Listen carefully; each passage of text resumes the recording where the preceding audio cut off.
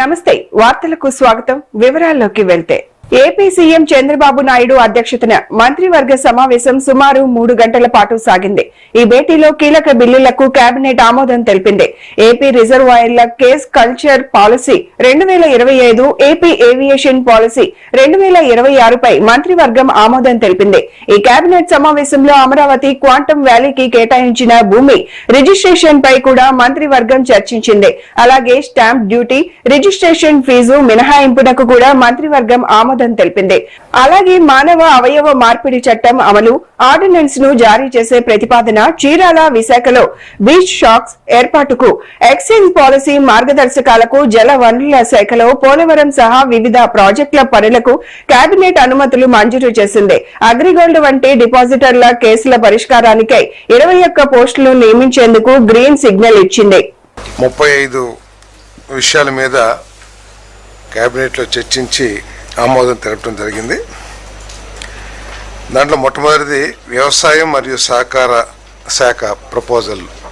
చిత్తూరు జిల్లా జీడి నెల్లూరు మండలం చిన్నవాయపంజరి రెవెన్యూ గ్రామంలో సీడ్ మల్టిప్లికేషన్ ఫామ్కి సంబంధించిన 46.69 ఎకరాల భూమిని నెట్కాప్కి ఫీల్డ్ లెవెల్ సోలరైజేషన్ కింద సోలార్ పవర్ ప్లాంట్ అంటే కుసుమ్ స్కీమ్ వచ్చింది కదా, చిన్న చిన్న పవర్ ప్లాంట్స్ ఏర్పాటు చేస్తానికి.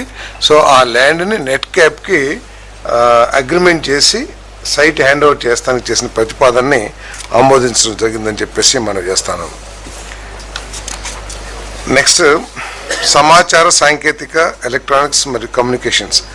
అమరావతి క్వాంటమ్ వ్యాలీ కోసం ఐటీఎన్సీ శాఖకు ఏపీసీఆర్డీఏ కేటాయించిన 49.66 ఎకరాల భూమి రిజిస్ట్రేషన్పై stamp duty, registration fee, user charges మరియు ఇతర వర్తించే ఛార్జీల నుండి మినహాయింపు ఇవ్వడానికి మంత్రిమండలి ఆమోదం తెలిపింది. ఈ ఆమోదం ద్వారా 5.53 కోట్ల రూపాయలు, ఇది వాస్తవానికి ఏంటంటే ఇంటర్నల్ డిపార్ట్మెంట్సే, గవర్నమెంట్లోనే ఒక డిపార్ట్మెంట్ నుంచి ఒక డిపార్ట్మెంట్కి ఆదాయం వస్తుంది. కానీ ఈ ఐటీ శాఖకి ఈ నిధులు మిగులటం మూలంగా ఈ క్వాంటమ్ వ్యాలీని ఫాస్ట్గా కన్స్ట్రక్షన్ చేయటానికి, అదేవిధంగా పాలనాపరమైన ఆలస్యాలు తగ్గి క్వాంటమ్ వ్యాలీ త్వరగా వచ్చి ప్రజా ప్రయోజనాలని దృష్టిలో ఉంచుకుని వాణిజ్య లక్ష్యాలకు కాకుండా పరిశోధన, సాంకేతికత మరియు పరిశ్రమల పురోగతికి ఈ భూమి వినియోగించబడుతున్న నేపథ్యంలో ఈ మినహాయింపు పరిపాలనా పరంగా సముచితమైనదిగా నిర్ణయించడం జరిగిందని చెప్పేసి మనం చేస్తాం.